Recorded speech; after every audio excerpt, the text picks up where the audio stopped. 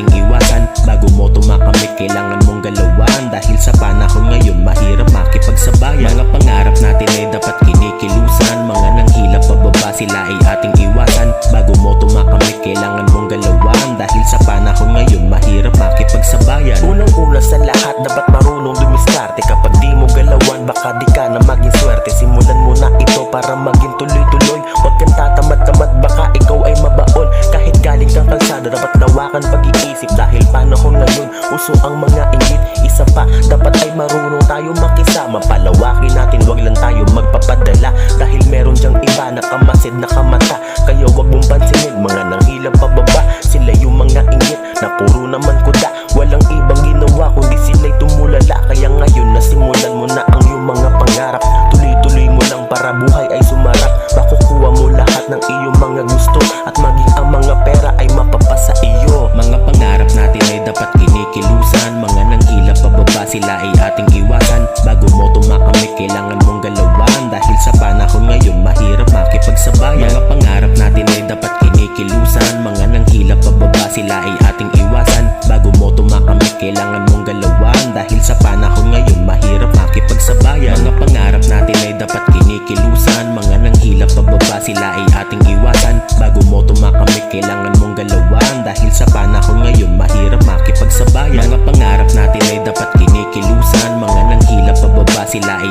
ating iwasan. Bago mo tumakamit kailangan mong galawan, dahil sa panahon ngayon mahirap makipagsabayan. Kailangan nating galawan ng ating mga pangarap.